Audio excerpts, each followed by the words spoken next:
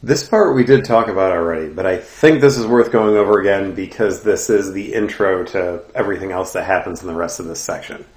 And basically the idea is that if you have a function for position, where it's the position at time t, where t is your elapsed time, so position or distance, displacement, something to that effect. You have a function for that. If you take the derivative, you will get the instantaneous velocity.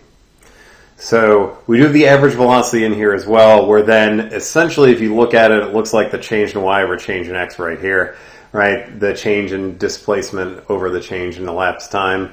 And then that one looks like a difference quotient. But then the limit as the change in time approaches zero, which would be the derivative, that's how you get your instantaneous velocity. And that we did down here. If this would actually scroll. There we go. So here it was find the instantaneous velocity, which is really just find the derivative. And that's what happens here. It's just 3 power rules to get there. And then to find the instantaneous velocity at time t equals 1 and time t equals 3. Notice with the velocity at 3, you do get a negative number. That's okay. It's okay to have negative displacement, like it says up here in the thought bubble that's in maroon. The reason that that's okay is because if you think of like how the number line works, where a positive direction would be toward the right on the number line and negative is toward the left, think of it that way. It's like, well, what if the object moved back toward the left? Then it would be going in the negative direction. So it's possible to have negative displacement, and because the velocity is the change in displacement over time, you could have a net negative change in displacement and you'll get a negative velocity. So that is a thing that you can have. It doesn't mean that you did something wrong if you get a negative number for the velocity. The first question on the next page, and I suppose this is actually the start of the new stuff, is when would the object be at rest? And you think, well, it's going to be at rest when it's not moving. That's true, right? When the velocity is 0. But that doesn't necessarily mean that it's stationary. It could be at rest when it's changing direction. So if you go from a negative velocity to a positive velocity, or vice versa, the intermediate value theorem, you're going to hit 0. So you might end up with just a velocity equals 0 due to a change in direction. So the idea of that it's going to be at rest when the velocity is 0, that is the right idea though. So we can say that. So at rest when the velocity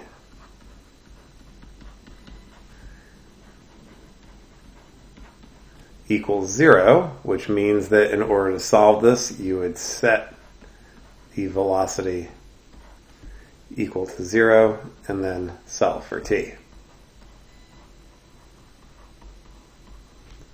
So that's exactly what we're going to do. And all right, so if we're going to set the velocity equal to 0, then the velocity was 3t squared minus 18t plus 24, just bringing it down from the last page. And that does factor. I suppose the first thing that could be factored out is the 3, because 3, 18, and 24 are all divisible by 3. So I'm going to do that first just so that way I can deal with smaller numbers. So if I pull a 3 out, I'd be left with a t squared in the first term, minus 6t in the second, and then plus 8. And the trinomial that we have there in parentheses, that factors into t minus 4 and t minus 2.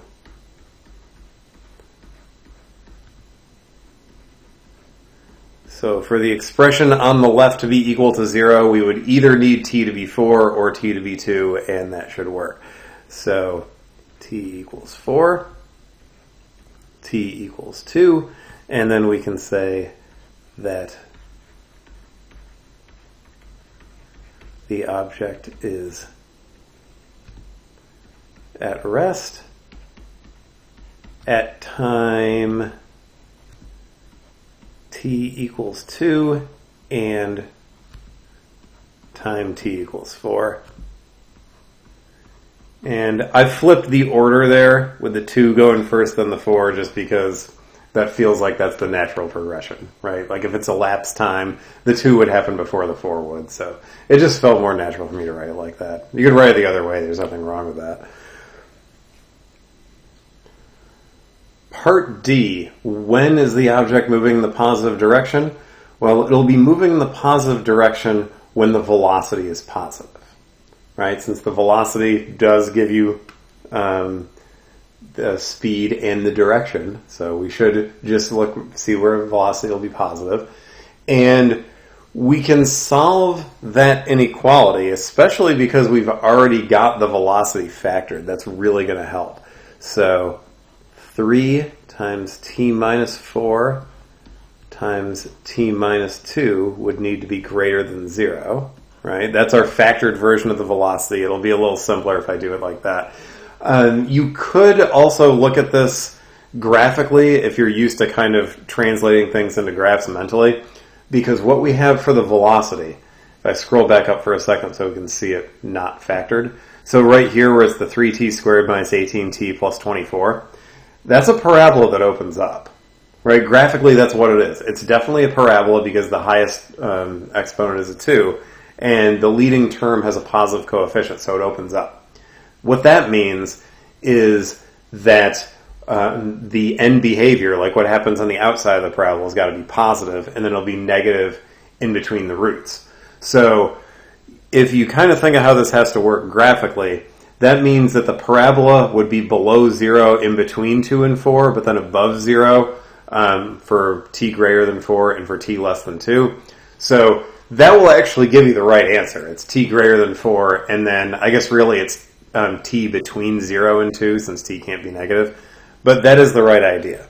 So if you just look at it as an inequality, though, and you don't worry about what the graph looks like, or if that's not your first reflexive thought, that, okay, the graph looks like this, and this is how I can figure this out, you could say, well, for this whole thing to be positive, the 3 is always going to be positive. That's not going to cause any trouble for us here. It's the other 2 parts, the t minus 4 and the t minus 2. For that product to be a positive number, either they both have to be positive or they both have to be negative.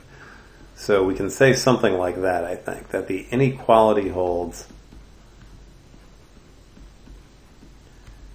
when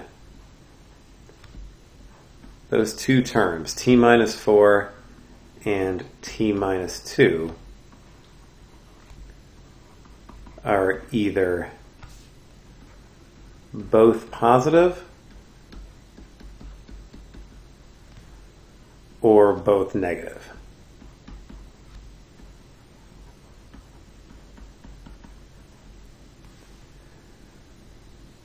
And for that to happen, then for them to both be negative, you'd have to go below 2. For them both to be positive, you'd have to go above 4. So that would mean that the object is moving in the positive direction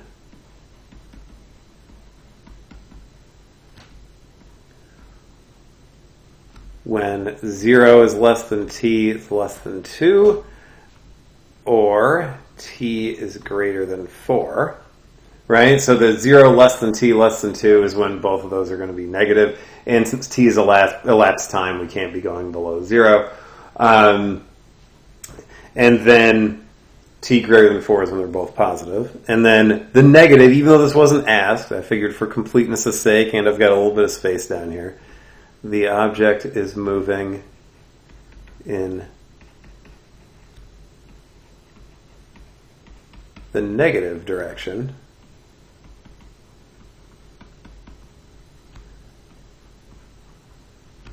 when 2 is less than t is less than 4. In part E, we want to draw a diagram representing the motion of the object. So what I've already written in here over on the right side is we know the object changes direction at t equals 2 and t equals 4. So those are really the points that we have to get in. So if we think of positive as going toward the right like a number line, then from 0 to 2 it's going to go to the right. From 2 to 4 it's got to go back to the left because the object moves in the negative direction between 2 and 4. And then past 4 it's got to go positive again. So that means we're going to end up needing those values for the position at 2 and at 4. But I think that's going to be enough to sketch it, right? Those are the only turning points here. The thing that you end up with as a graph for this sort of thing sort of looks like a snake. And you'll see it. That's basically what's going to appear gradually here over the next 90 seconds or so. So t equals 0. So at time 0, the position is 0, right? No elapsed time, object hasn't moved yet. And then up here, I'm going to say if this is where t equals 2 is. So then what we're going to have is, I guess we'll have this here, and then need this a little higher up maybe to get the snake shape.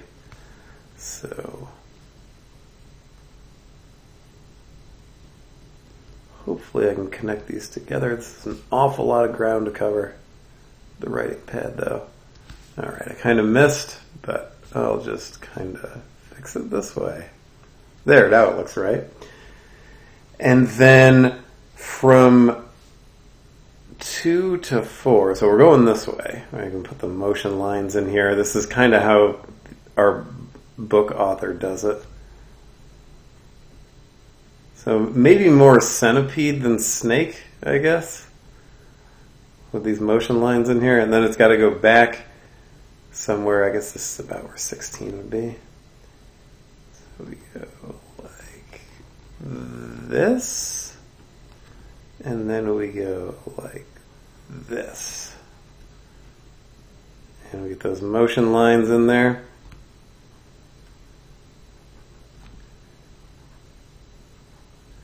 There. And then I just have to label a couple of things. So I'll do it with the orange maybe. It's a different color. So right there, that's t equals 4 with the position of 16. And right there, that's t equals 2 with a position of 20. So the idea with that snake or centipede type shape is that it's moving in the positive direction. It's going toward the right between 0 and 2, but then it has to double back and go back to the left. And then after 4, though, it's positive again, so we go back to the right. So we get that kind of shape right there. The next part of this problem is the total distance traveled. So from the graph, I think you can kind of anticipate what's going to happen. If I scroll back up to where the graph is, then, oh good, I can get all this on the screen at once. The first 7 seconds. Okay, so the first 7 seconds would include the 2 and the 4 and those direction changes, right? So if you just did s of 7 minus s of 0, that's not going to work because it's not going to include this part here that's getting doubled over, right? It's just going to have 0 to 2, and then I guess basically where it picks up at 20 and then going up to 7. So you're going to miss all this stuff in here. So what you end up having to do is you have to kind of go segment by segment.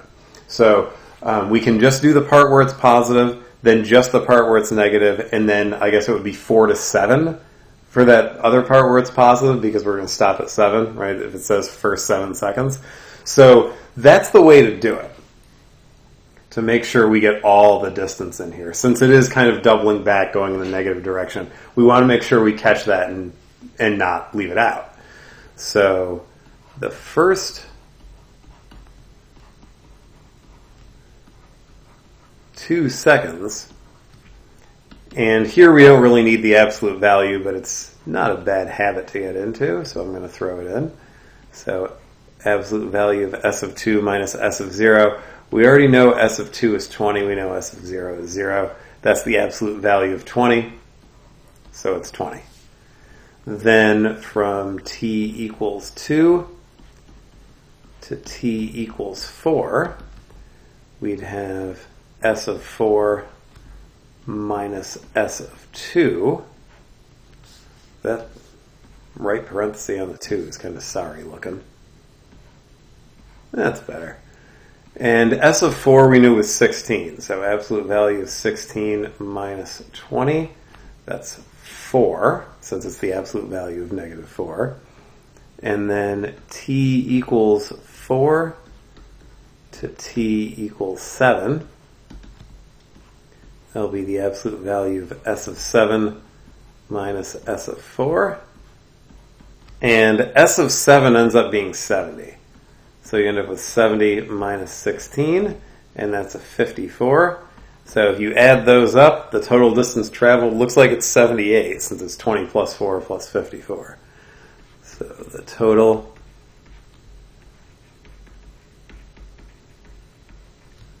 distance traveled would be 20 plus 4 plus 54, which is 78 meters. And notice that's not what you'll get if you just do s of 7 minus s of 0. If you did s of 7 minus s of 0, you're going to get 70, right? Because s of 7 was 70, s of 0 is 0. So why is that smaller? Because of where it's doubling back, right? It goes in the negative direction for 4 meters, but then the first 4 meters that it goes back in the positive direction, if you just do the s of 7 minus s of 0, you don't catch that either. So with something like this, just use absolute values, and then for the cut points, I'm going from this time to this other time, just use the points where the direction would change, and you'll get the right thing. And here we have another derivative, but if you look at these definitions up here, they look awfully familiar. This is pretty much what we have for velocity, but for velocity everything was in terms of position. Now it's saying, okay, well what if you took the derivative of velocity?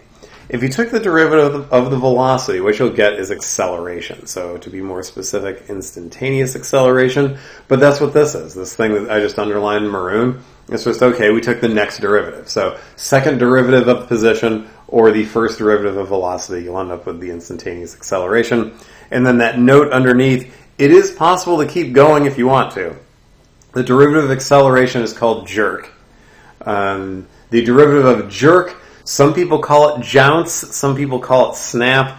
You don't typically get that far. Once in a while I've seen it go to jerk, but maybe in like physics or engineering you would have to go a little farther, but you can keep going.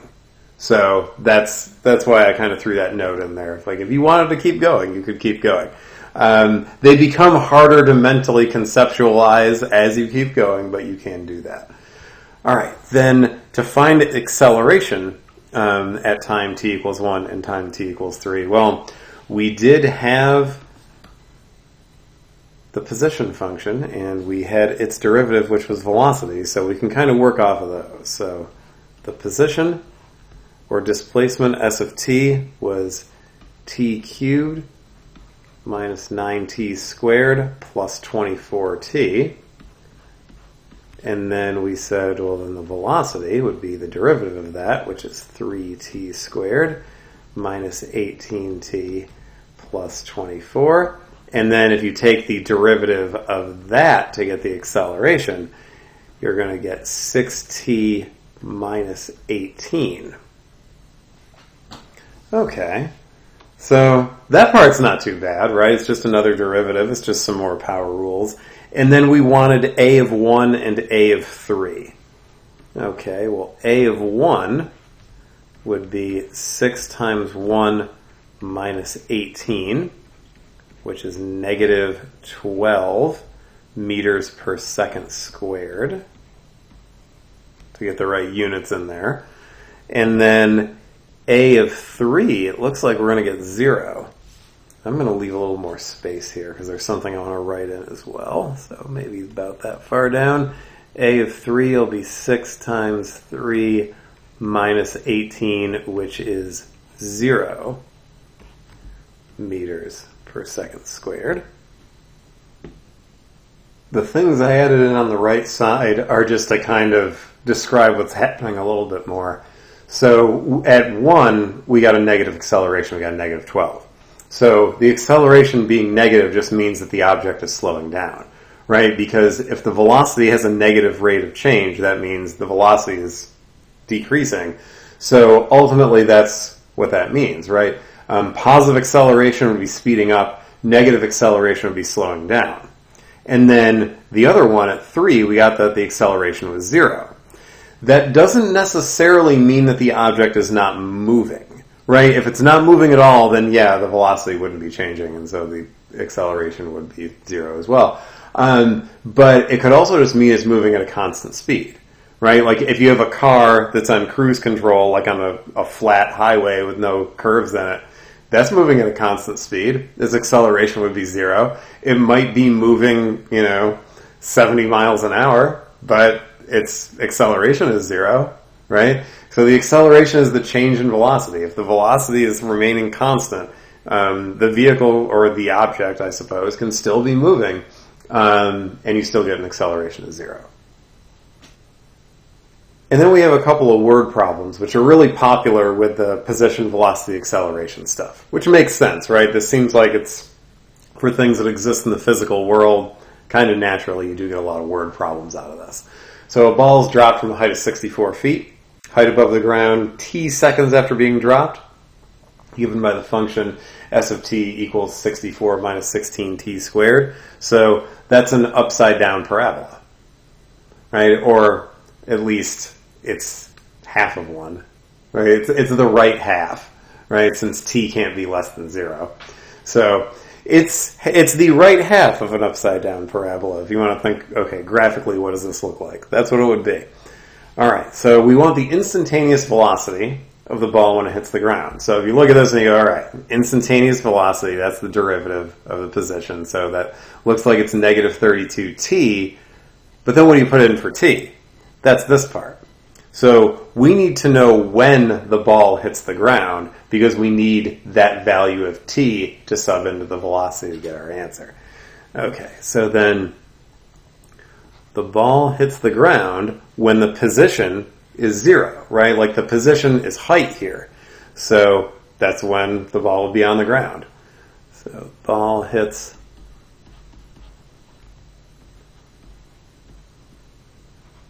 the ground when s of t equals 0. So what we're going to do is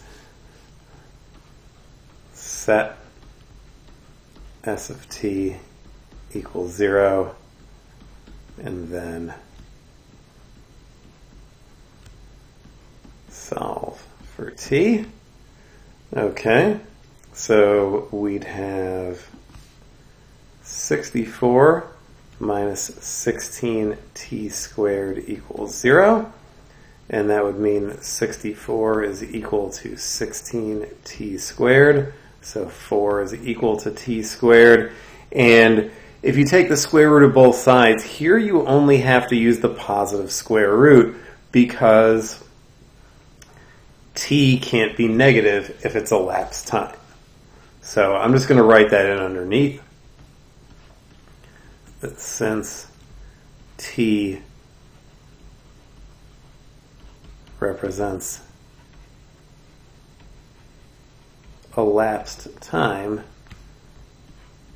t equals negative 2 can be ignored. That first t doesn't look great. I'll just fix that up. There we go. All right, so t equals 2, and that's what we're going to have to substitute in. So let's see, I should probably do this part in a different color and kind of section it off, maybe. So we need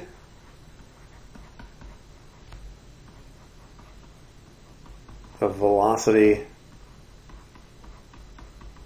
at time t equals 2. So first things first, get the velocity, right? So the velocity would be the derivative of the position. So that means it looks like it's negative 32t. And then we just have to sub in. So v2 is negative 32 times 2, which would be negative 64 feet per second. Since it looks like the position is in feet and time is in seconds, so that's where we're going to end up. Note that the direction never changes here. Right? The velocity is negative 32t, and t is elapsed time, so t can't be a negative number. you're always going to get a negative velocity, which makes sense because then when the ball is dropped, it goes downward, right? It doesn't go downward and then like curve upward and then go back downward, right? That's not the way that gravity works. So that's not going to be a thing that happens here, right? It's just, it falls down. So you just always get a negative velocity. And I didn't box the answer, so I'll just do that, and then we can go to the next thing. There we go. Another word problem. So another application of the derivative is rate of growth. Rate of growth, rate of decay. So the instantaneous rate of population growth.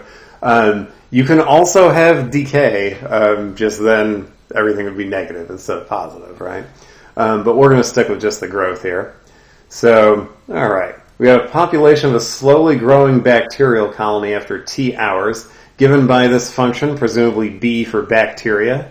B of T is 100 plus 24T plus 2T squared. And then we want the growth rates, really the instantaneous growth rates, at T equals 0 hours and T equals 2 hours. I suppose the instantaneous part is implied if it's just right at this point in time, right at T equals 2. But I figured it was worth writing that in anyway. So the instantaneous growth rate, so you want the instantaneous rate of change, right? And the rate of change, that's going to be your derivative. So B prime of T is the instantaneous growth rate.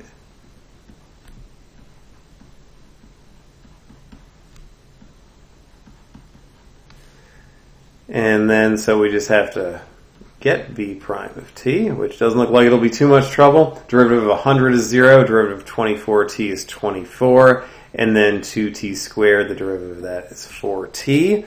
And look, this is always positive because T is going to be non-negative, right? This will always be at least 24.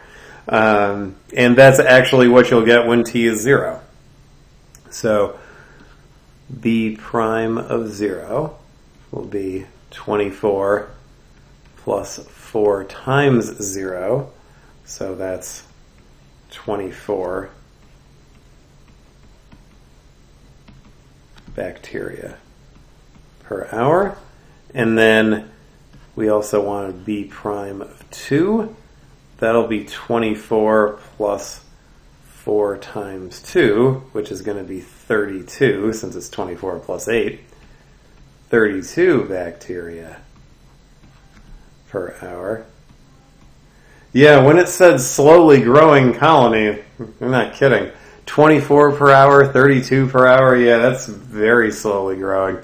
And the fact that B prime of 2 is bigger than B prime of 0, I mean, that makes sense just from how the function looks, right? Like if T has to be positive, you go, sure, then a larger value of T, you're going to end up with a larger value of B prime.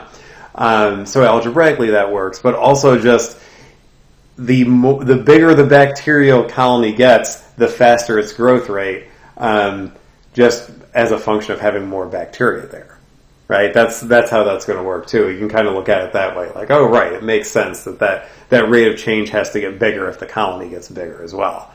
But that, I think, will do it for the position, velocity, and acceleration stuff in section 2.3.